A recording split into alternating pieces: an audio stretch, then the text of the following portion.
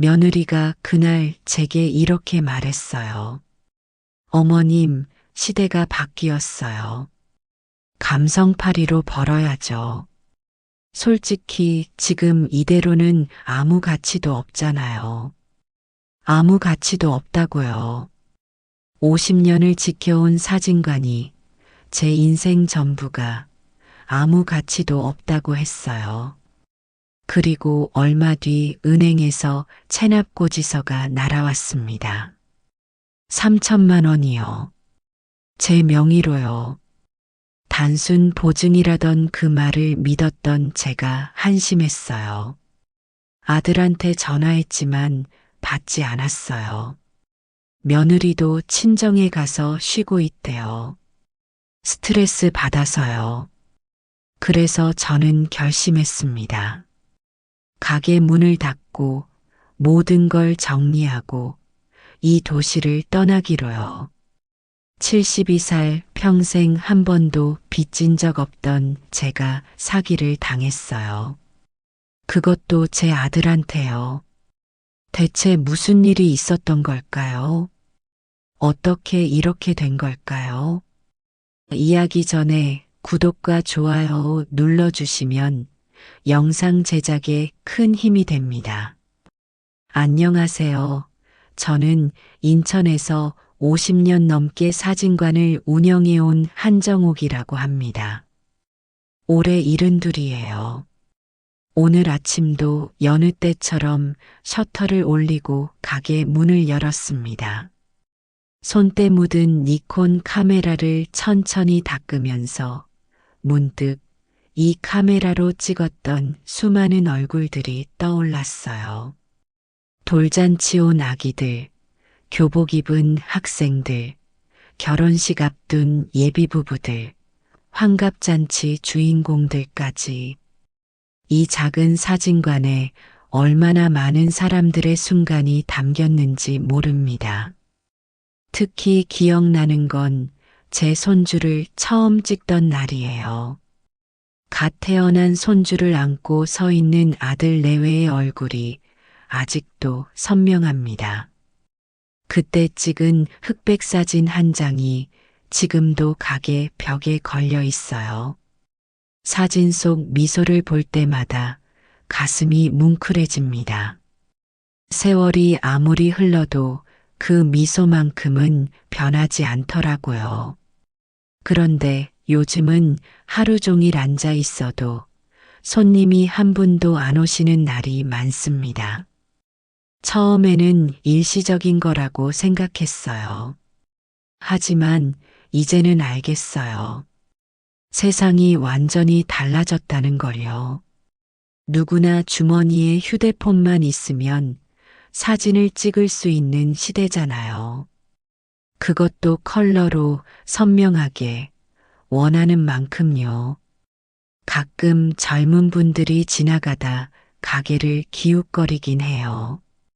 그러다 가격표를 보고는 고개를 갸우뚱하며 돌아서시죠. 어떤 분은 궁금해 하시더라고요. 왜 아직도 이런 가게가 남아있냐고요. 그럴 때마다 저도 모르게 씁쓸한 웃음이 나옵니다. 아침마다 카메라를 닫고 오래된 사진들을 정리하고 먼지 쌓인 액자를 닦아내요. 이게 제 일상입니다. 아무도 찾지 않는 가게를 지키는 일이요. 그래도 문을 열어요. 혹시나 누군가 오실까 봐요. 혹시나 저를 기억하시는 분이 계실까 봐요. 가게 구석구석에는 반세기의 시간이 켜켜이 쌓여 있습니다. 낡은 조명, 색바랜 배경천, 오래된 의자들. 모두 제 인생과 함께한 것들이에요. 이것들을 버릴 수가 없어요. 이게 없어지면 제 인생도 함께 사라질 것 같거든요. 손주가 가끔 전화해요. 할머니 그만 쉬시라고, 이제 가게 정리하고 편히 지내시라고요. 맞는 말이에요. 저도 알아요. 하지만 쉽게 포기가 안 되더라고요. 이 가게가 그냥 가게가 아니거든요. 제 청춘이고, 제 보람이고, 제 전부였으니까요. 오늘도 저는 여기 앉아 있습니다. 아무도 오지 않을 걸 알면서도요. 그래도 괜찮아요. 이 자리를 지키는 것만으로도 의미가 있다고 스스로를 위로하며 하루를 보냅니다. 한정옥 사진관, 더 이상 필요 없는 곳이 되어버렸지만 그래도 여전히 이곳에 있습니다. 지난주 토요일 오후였어요. 아들 민규와 며느리 라이가 가게로 찾아왔습니다. 아들이 오는 날은 늘 반가워요. 그런데 그날은 뭔가 달랐어요. 두 사람의 표정이 심각하더라고요. 차 한 잔씩 내오고 앉았는데 며느리가 먼저 입을 열었어요. 어머님, 저희가 좋은 아이디어가 있어서 왔어요. 이 사진관을 완전히 새롭게 바꿔보는 거예요. 리모델링해서 SNS 감성 스튜디오로 만들자고요. 처음엔 무슨 말인지 잘 이해가 안 갔어요.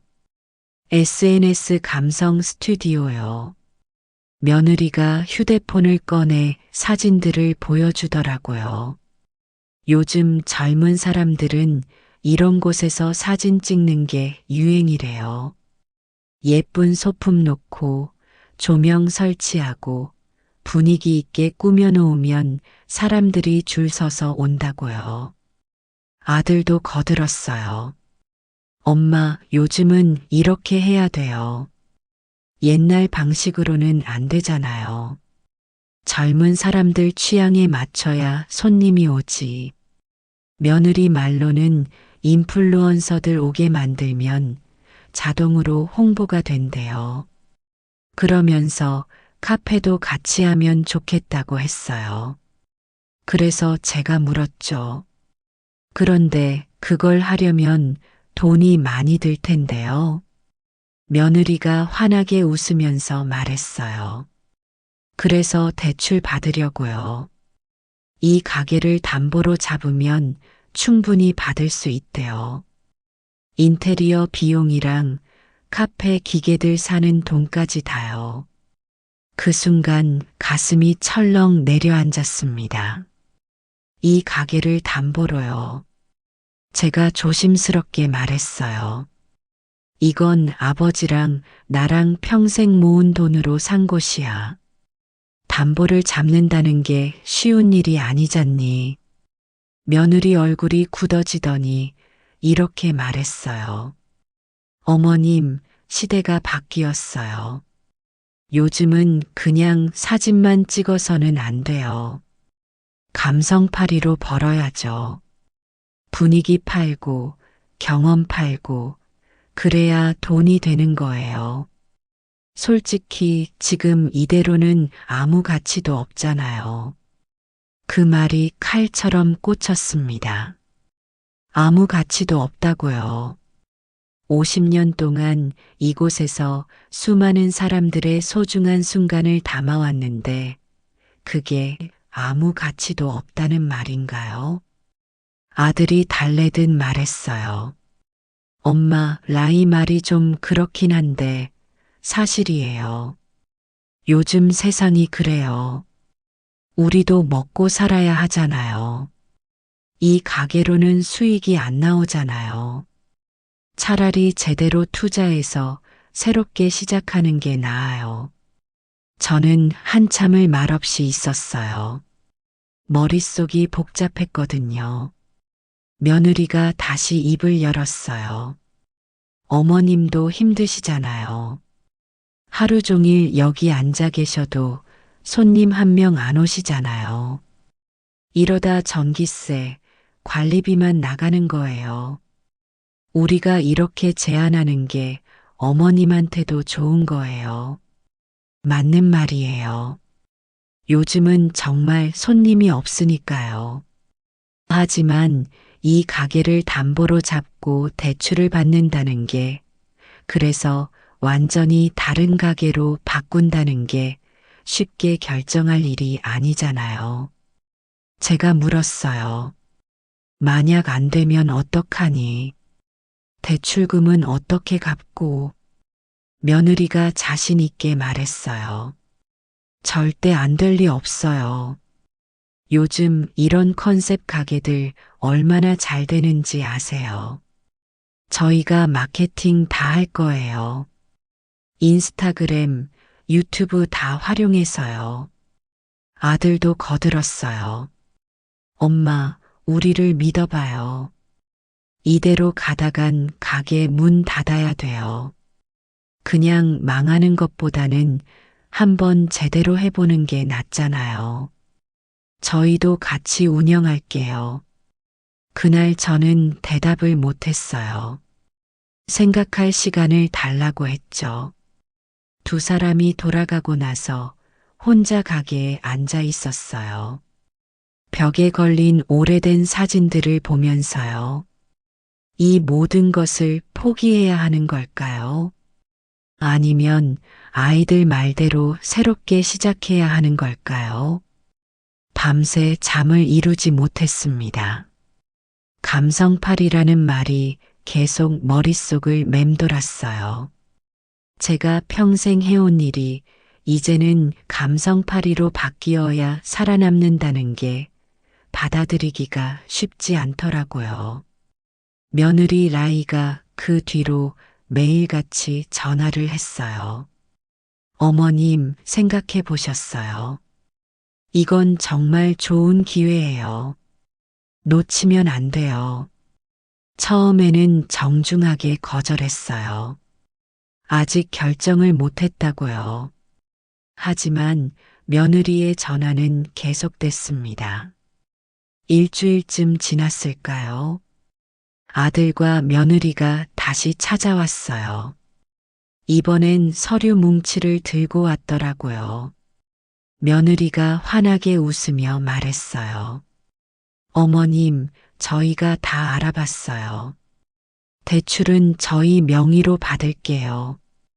어머님은 단순 보증만 서주시면 돼요. 단순 보증이요. 며느리가 설명했어요.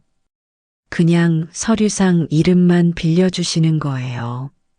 실제로 어머님이 갚으실 일은 절대 없어요. 저희가 다 갚을 거니까요. 그냥 형식적인 거예요. 은행에서 요구하는 절차일 뿐이에요. 아들도 옆에서 거들었어요. 엄마, 우리를 못 믿으시는 거예요. 제가 언제 엄마한테 손에 끼친 적 있어요. 이번에 제대로 해볼게요. 제 사업이에요. 엄마는 그냥 도와주시기만 하면 돼요.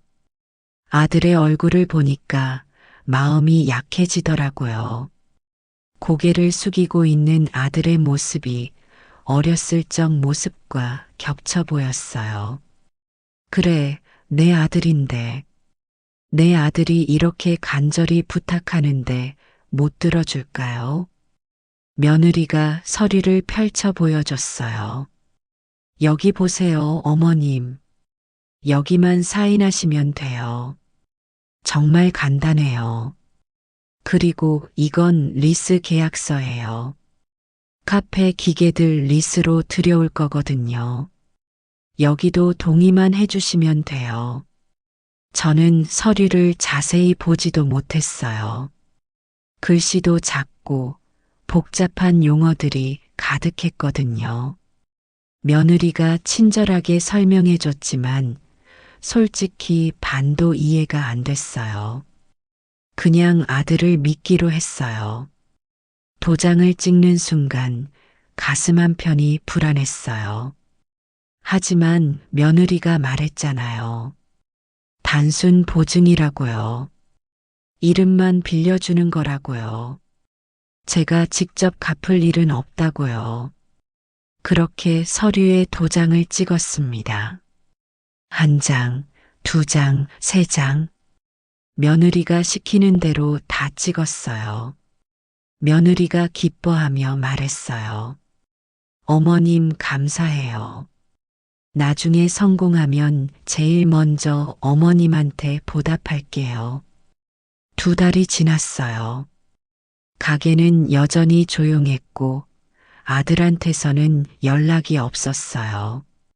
공사는 시작한다더니 소식이 없더라고요.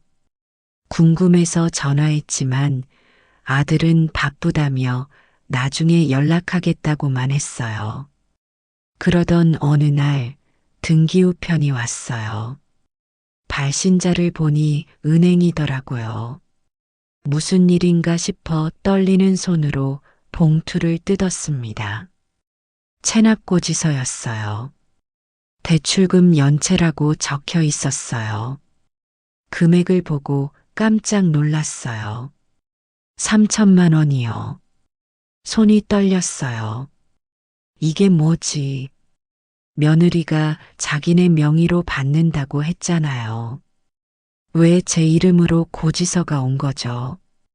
급하게 아들한테 전화했어요. 민규야, 이게 무슨 일이니? 은행에서 고지서가 왔는데 아들 목소리가 당황한 듯 들렸어요. 엄마, 그게 일시적인 거예요. 자금이 좀 막혀서 그래요. 곧 해결할게요. 걱정하지 마세요. 하지만 걱정하지 말라는 말이 더 불안하게 만들었어요. 며칠 후 또 우편이 왔어요. 이번엔 리스 회사에서였어요. 카페 기계 리스료 미납이라고 적혀 있었어요. 여기도 제 이름으로 계약이 되어 있더라고요. 월 200만 원씩 36개월 납부라고 써 있었어요. 머리가 하얘졌습니다. 이게 단순 보증이에요. 이름만 빌려주는 거라고 했잖아요. 왜 제가 갚아야 하는 거죠? 다시 아들한테 전화했어요. 이번엔 전화를 안 받더라고요. 며느리한테도 전화했어요. 며느리도 받지 않았어요. 은행 통장을 확인했어요.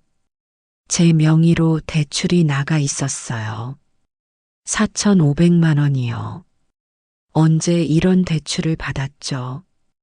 그때 서류에 도장 찍은 게 대출 신청서였나 봐요. 통장은 벌써 마이너스로 바뀌어 있었어요. 이자만 한 달에 50만 원이 넘었어요. 정신이 하나도 없었어요. 평생 빚 한 번 안 지고 살았는데 70이 넘어서 이런 일을 당하다니요. 밤에 잠을 잘 수가 없었어요. 천장만 바라보며 생각했어요. 내가 뭘 잘못한 걸까요? 아들을 믿은 게 잘못인가요? 며느리가 그렇게 자신 있게 말했잖아요. 절대 안 될 리 없다고요. 마케팅 다 하겠다고요. 그런데 가게 공사는 시작도 안 했어요. 돈은 어디로 간 걸까요? 제 명의로 받은 돈은 다 어디에 쓴 걸까요? 아들한테 계속 전화했지만 받지 않았어요. 문자를 보냈어요. 민규야, 엄마 좀 보자. 이야기 좀 하자. 하지만 답장이 없었어요. 일주일이 지나도 2주일이 지나도 연락이 없었습니다. 저는 지금 여기 앉아서 고지서들을 보고 있어요. 쌓여가는 우편물들을 보면서요. 단순 보증이라던 그 말을 믿었던 제가 한심하게 느껴져요. 70평생 모은 게 이 가게밖에 없는데 이것마저 잃게 생겼어요. 3주가 지나고 나서야 아들한테서 연락이 왔어요. 엄마, 지금 가도 돼요. 목소리가 평소와 달랐어요. 조심스럽고 떨리는 목소리였어요. 와라, 이야기하자. 저는 짧게 대답했습니다. 1시간쯤 지나서 아들이 왔어요. 혼자 왔더라고요. 며느리는 안 보였어요. 아들의 얼굴은 많이 야위어 있었어요. 엄마, 죄송해요. 아들이 고개를 숙였습니다. 죄송하다고요. 그 말로 끝이에요. 제가 물었어요. 돈은 어디에 쓴 거니? 가게 리모델링 한다며. 카페 한다며. 그 돈으로 뭘 한 거야? 아들이 한참을 말을 못하더니 입을 열었어요. 엄마, 사실은 다른 사업에 투자했어요. 지인이 괜찮은 사업 아이템이 있다고 해서요. 거기에 돈을 넣었는데 그게 사기였어요. 다 날렸어요. 가슴이 철렁 내려앉았어요. 사기라고요. 그럼 가게 리모델링은 처음부터 거짓말이었어요. 아들아, 너 엄마한테 거짓말한 거니? 처음부터 가게 고칠 생각 없었던 거지. 아들이 고개를 들지 못했어요. 엄마, 처음엔 진짜 하려고 했어요. 근데 지인이 더 큰 수익을 낼 수 있다고 해서요. 성공하면 가게도 하고 빚도 다 갚으려고 했어요. 진짜예요. 진짜라고요. 그 말을 믿으라고요. 저는 목소리를 높였어요. 내가 뭘 믿어. 내 이름 도용해서 대출받고 리스 계약하고 그러고 잠수 탔잖아. 그게 아들이 할 짓이니. 아들이 변명했어요. 엄마, 일시적인 거예요. 상황 정리되면 제가 다 갚을게요. 조금만 시간을 주세요. 제가 알아서 해결할게요. 제가 비웃듯이 말했어요. 내가 정리할 상황이니, 내가 해결할 수 있는 거였으면 애초에 이렇게 안 됐겠지. 지금 은행에서 독촉 들어오고 리스 회사에서 소송 운운하는데 내가 뭘 해결한다는 거야. 아들이 울먹이며 말했어요. 엄마, 저도 어떻게든 해보려고 했어요. 근데 안 되는 거예요. 다 막혔어요. 제가 할 수 있는 게 아무것도 없어요. 그래, 내가 할 수 있는 게 없지.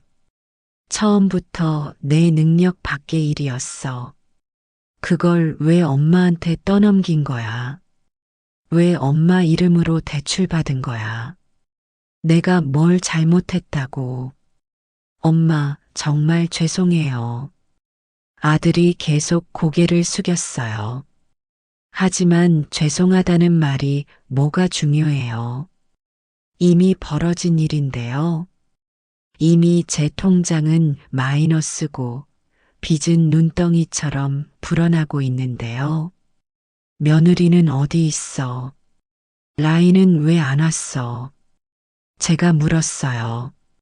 아들이 말했어요. 라인은 지금 친정에 가 있어요. 스트레스 받아서요. 잠깐 쉬고 있어요. 제가 어이가 없어서 웃음이 나왔어요. 스트레스 받아서요. 그래, 며느리가 스트레스 받겠지. 자기가 꾸민 일이 틀어졌으니까. 근데 나는 뭐가 돼? 70이 넘은 늙은이가 이 빚을 어떻게 갚아? 아들이 아무 말도 못했어요. 그냥 고개만 숙이고 있더라고요. 저는 더 이상 아들을 보고 싶지 않았어요. 가라. 이제 그만 가. 엄마 앞에서 사라져. 아들이 떠나고 나서 혼자 가게에 앉아 있었어요. 벽에 걸린 가족 사진을 바라봤습니다. 돌잔치 때 찍은 민규 사진, 입학식 날 찍은 사진, 결혼식 날 찍은 사진. 환하게 웃고 있는 남편과 어린 민규의 모습이 보였어요. 그 사진을 천천히 떼어냈어요. 액자 뒤에 쌓인 먼지가 손에 묻었습니다. 사진 속 남편에게 말했어요. 여보, 우리 잘못 키운 것 같아. 이렇게 될 줄 알았으면 더 엄하게 키울 걸 그랬어. 사진을 한 장 한 장 떼어내며 중얼거렸어요. 이제 다 끝이구나. 50년 지켜온 이 가게도 끝이고 엄마 노릇도 끝이구나. 평생 모은 것도 없고 남은 것도 없네. 그날 밤 결심했어요. 더 이상은 못하겠다고요. 제 힘으로는 어쩔 수 없다고요. 가게 문을 닫기로 했습니다. 이 가게를 지켜봤자 빚만 늘어날 뿐이에요. 현관에 종이 한 장을 붙였어요. 영업 종료라고 큰 글씨로 썼습니다. 떨리는 손으로 쓴 글씨가 삐뚤삐뚤했어요. 마지막으로 가게 안을 둘러봤어요. 50년을 함께한 공간이었어요. 셔터를 내렸습니다. 철컥 소리가 유난히 크게 들렸어요. 이게 마지막이구나. 한정 옥사진관, 이제 정말 끝이구나. 집으로 돌아가는 발걸음이 무거웠습니다. 뒤돌아보지 않았어요. 돌아보면 마음이 약해질 것 같았거든요.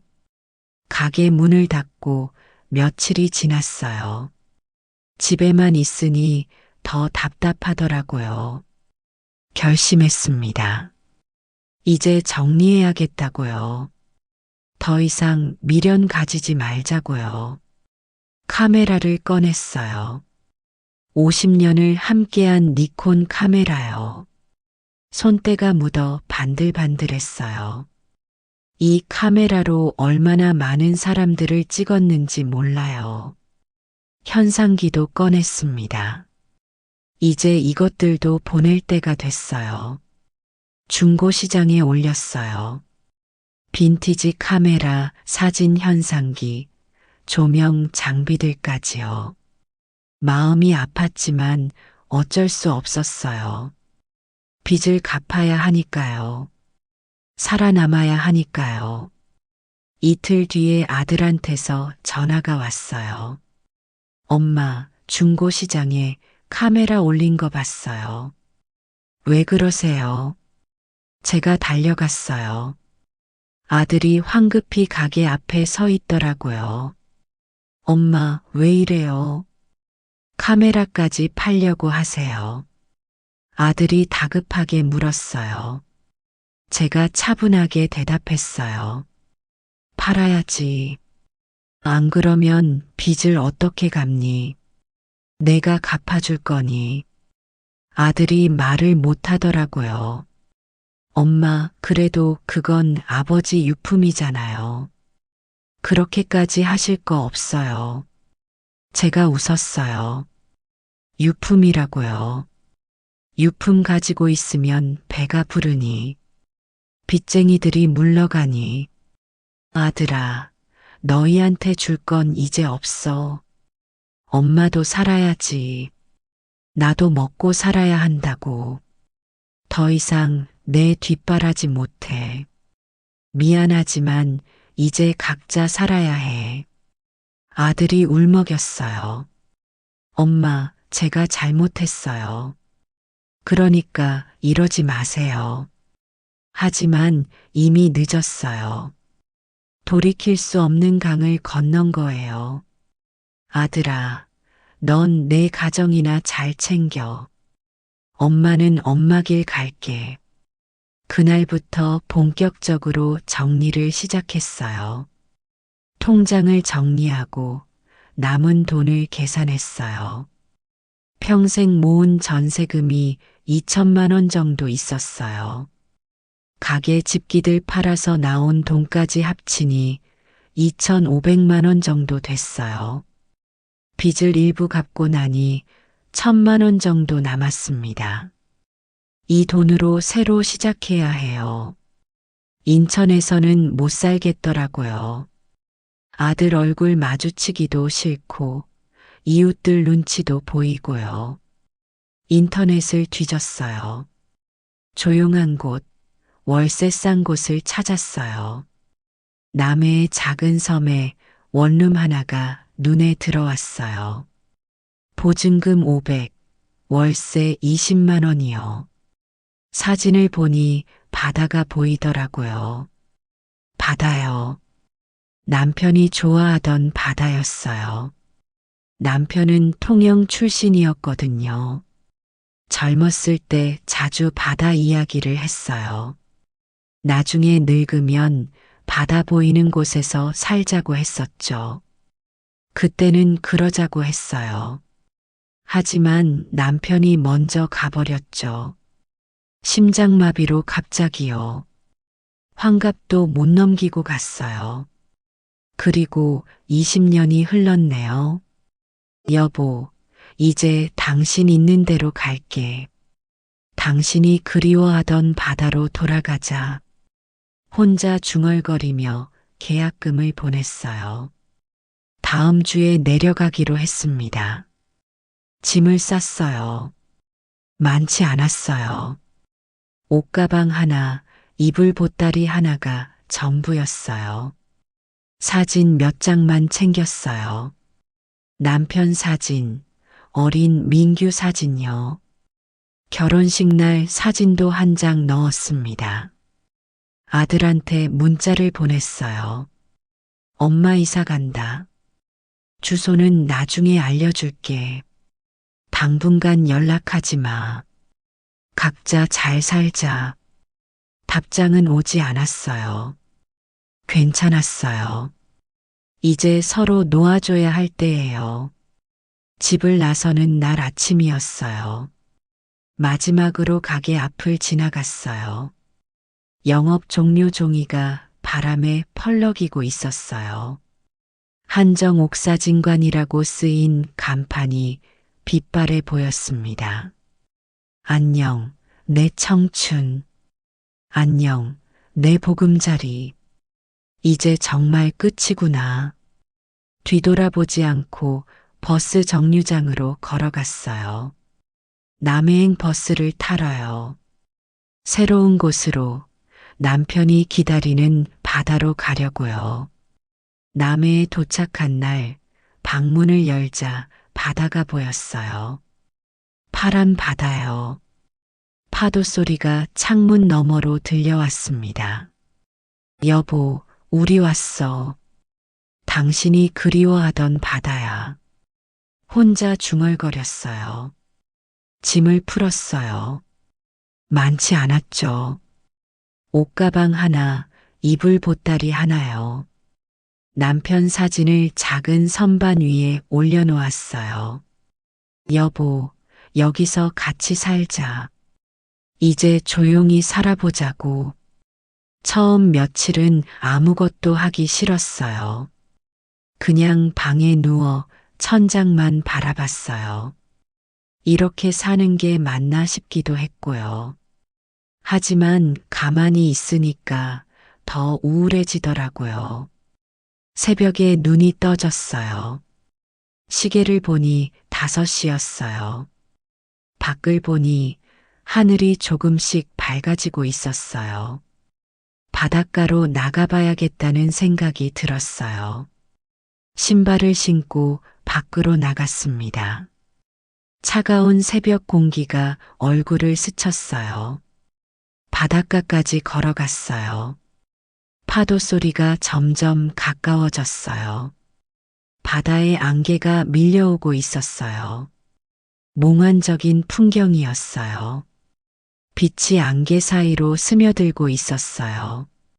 아름다웠어요. 이런 풍경을 본 게 얼마만인지 모르겠어요. 다음 날도 같은 시간에 일어났어요. 또 바닷가로 갔습니다. 어제와는 또 다른 풍경이었어요. 빛의 각도가 달랐고 파도의 높이도 달랐어요. 매일 다른 바다더라고요. 일주일쯤 그렇게 다녔을까요? 문득 생각이 들었어요. 이 풍경을 담고 싶다고요. 카메라가 없으니까 아쉬웠어요. 중고로 팔았던 카메라가 그리워졌습니다. 마을에 작은 가게가 있었어요. 거기서 일회용 카메라를 샀어요. 오래간만에 카메라를 손에 쥐니까 기분이 묘했어요. 설레기도 하고 그립기도 하고요. 다음 날 새벽 카메라를 들고 바닷가로 갔어요. 안개가 밀려오는 순간을 기다렸습니다. 빛이 물결에 닿는 순간 셔터를 눌렀어요. 찰칵 소리가 새벽 공기를 가르며 울렸어요. 마음이 정화되는 기분이었어요. 이 느낌 오래간만이었어요. 사진을 찍는다는 것, 순간을 담는다는 것의 기쁨이요. 잃어버렸던 감정이 돌아오는 것 같았어요. 필름을 다 쓰고 나서 마을 사진관에 맡겼어요. 일주일 후에 찾으러 왔어요. 사진들을 보는 순간 눈물이 났어요. 제가 담은 바다였어요. 제가 느낀 빛이었어요. 사진들을 들고 집에 왔어요. 한 장 한 장 보면서 생각했어요. 이걸로 뭔가 해볼 수 있지 않을까요? 엽서를 만들어 볼까요? 인터넷으로 엽서 제작을 알아봤어요. 생각보다 어렵지 않더라고요. 사진 파일을 보내면 만들어준대요. 20장을 주문했습니다. 일주일 후 엽서가 도착했어요. 제 사진이 엽서가 되어 있었어요. 예뻤어요. 정말 예뻤어요. 이걸 누군가에게 보여주고 싶었어요. 마을에 작은 카페가 있었어요. 그곳 주인에게 부탁했어요. 이 엽서 좀 놓아둬도 될까요? 주인이 흔쾌히 그러시래요. 카운터 옆에 작은 공간을 내줬어요. 엽서를 진열했어요. 남해 새벽 바다 시리즈라고 손글씨로 써서 붙였습니다. 가격은 1,000원으로 했어요. 팔리든 말든 상관없었어요. 그냥 누군가 봐줬으면 좋겠다는 마음이었어요. 며칠 후 카페에 갔어요. 엽서 2장이 없어져 있었어요. 주인이 말했어요. 아이들이 사갔대요. 신기해 하더래요. 할머니가 직접 찍은 사진이라고 하니까요. 다음 주에 또 갔더니 엽서가 5장 더 팔렸더라고요. 주인이 말했어요. 어머님, 더 만들어 오세요. 사람들이 좋아해요. 특히 아이들이요. 어느 날 카페에서 아이들이 물었어요. 할머니, 이건 필름이에요. 스마트폰으로 찍은 거 아니에요. 제가 웃으며 대답했어요. 그래, 필름이야. 기다려야 나오는 사진이지. 아이가 또 물었어요. 왜 기다려야 돼요? 그냥 바로 보면 안 돼요. 제가 말했어요. 기다림에도 의미가 있단다. 인생도 그렇잖니. 기다려야 좋은 게 온단다. 아이들이 고개를 갸우뚱했어요. 이해하기 어려운 말이었겠죠. 하지만 괜찮아요. 언젠가 알게 될 거예요. 기다림의 가치를요. 남해로 온 지 석 달쯤 지났을까요? 조용한 일상이 계속됐어요. 새벽마다 바다를 걷고 사진을 찍고 가끔 카페에 들러 사람들과 인사를 나누고요. 평화로웠습니다. 어느 토요일 오후였어요. 방에서 책을 읽고 있는데 문을 두드리는 소리가 들렸어요. 누구지? 이 동네에서 저를 찾아올 사람은 없는데요. 문을 열었습니다. 아들이었어요. 민규가 문 밖에 서 있었어요. 깜짝 놀랐어요. 어떻게 여길 찾아왔을까요? 주소를 알려준 적이 없는데요. 아들의 얼굴은 많이 상해 있었어요. 수척하고 어두워 보였어요. 엄마, 아들이 작은 목소리로 불렀어요. 저는 아무 말 없이 문을 열어줬습니다. 들어오라는 말도 안 했어요. 그냥 문만 열어뒀어요. 아들이 조심스럽게 들어왔습니다. 좁은 원룸이 한눈에 다 보였을 거예요. 작은 침대, 낡은 옷장, 조그만 식탁 하나요. 아들이 방을 둘러보며 말을 못하더라고요. 제가 먼저 물었어요. 어떻게 여길 알았니? 카페 사장님한테 물어봤어요. 엄마가 여기 사신다고 해서요. 아들이 대답했어요. 그래, 그러셨겠지. 마을이 작으니까 다들 아실 거예요. 아들이 한참을 서 있더니 무릎을 꿇었어요. 엄마, 미안해요. 정말 미안해요. 목소리가 떨렸어요. 울고 있는 것 같았어요. 저는 그냥 바라만 봤어요. 미안하다는 말이 이제 와서 무슨 소용이에요. 이미 다 끝난 일인데요. 하지만 아들을 보니 마음 한편이 아프긴 했어요. 일어나라. 제가 말했어요. 무릎 꿇는다고 해결되는 게 아니야.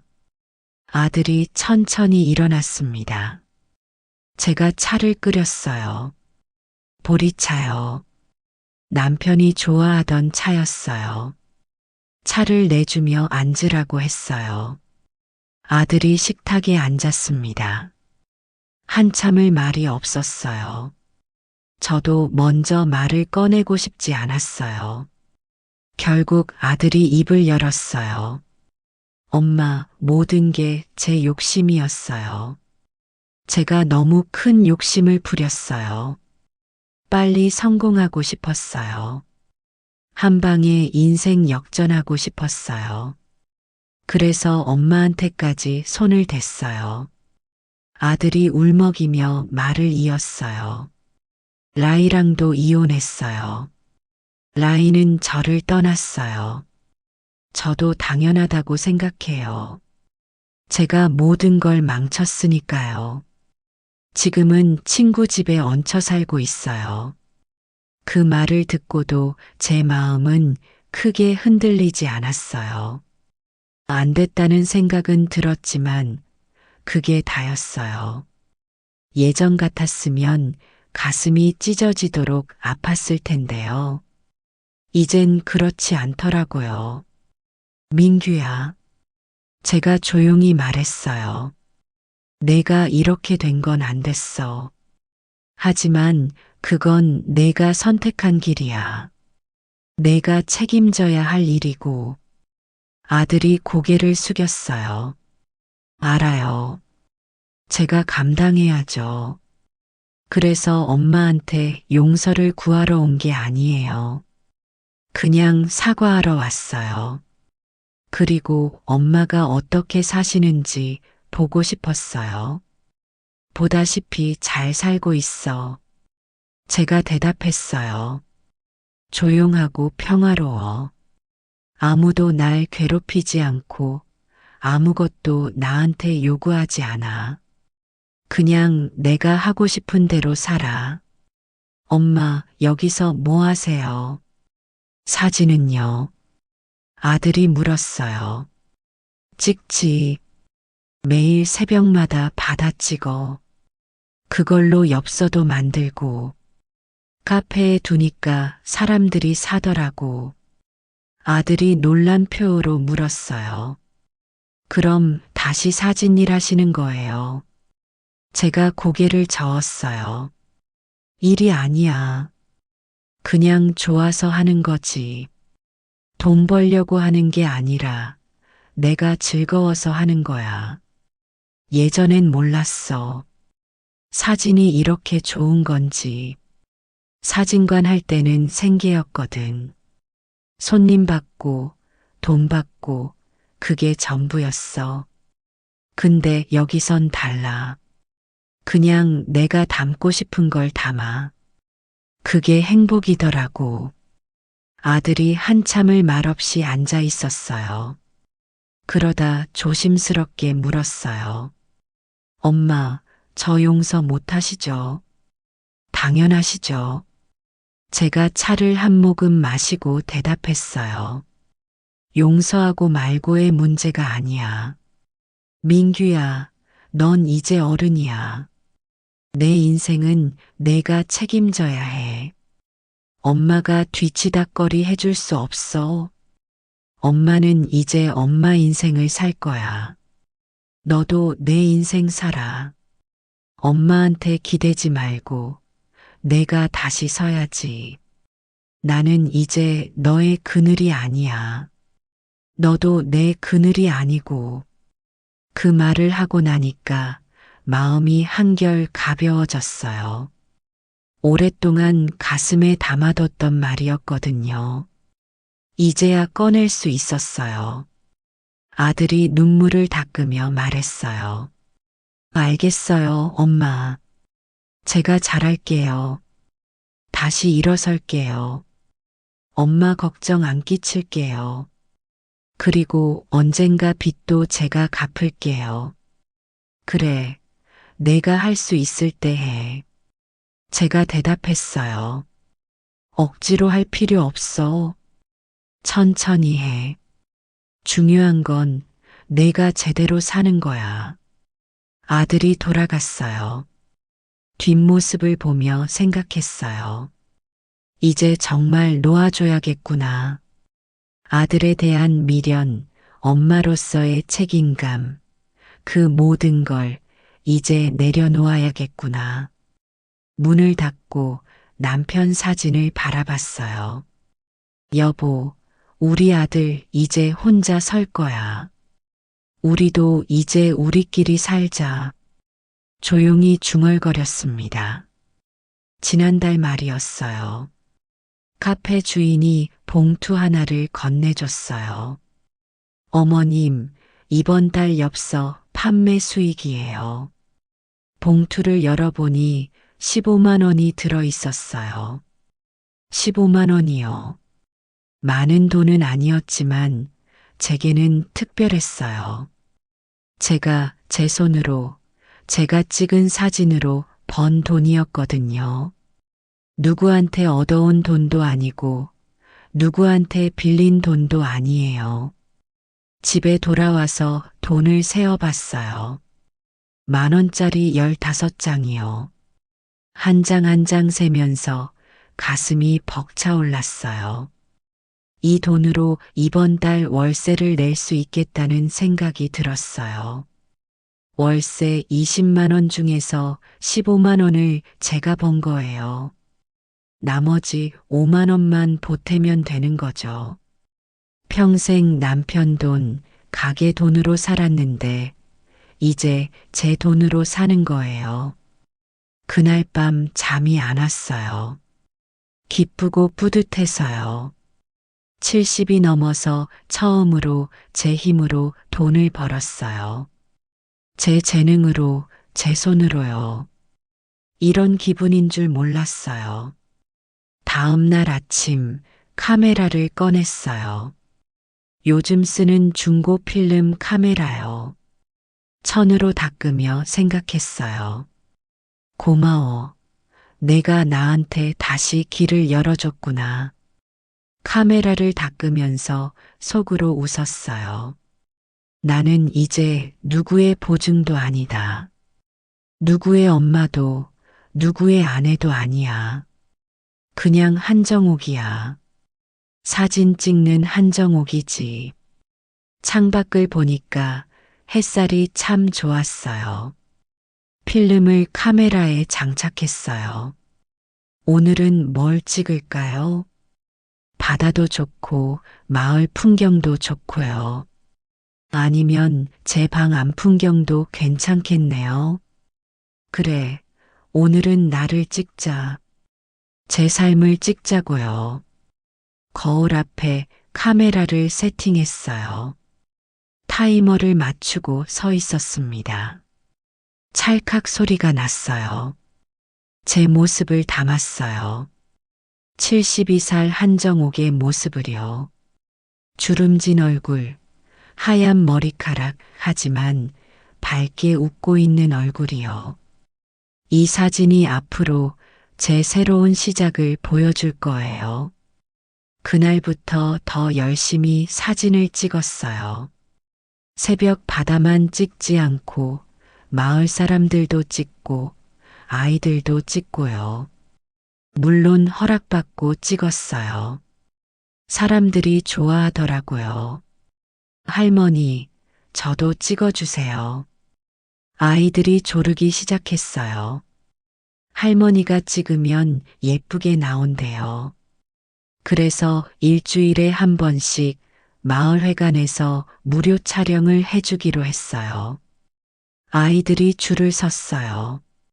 가족 사진도 찍고 친구들 사진도 찍고요. 이나는 제가 비용을 내서 해줬어요. 많은 돈은 아니었지만 기쁘게 해줬어요. 사람들이 고마워하더라고요. 어머님, 이렇게 좋은 사진 공짜로 찍어주시고요. 저는 웃으며 말했어요. 저도 좋아요. 사진 찍는 게 즐거워요. 엽서도 종류를 늘렸어요.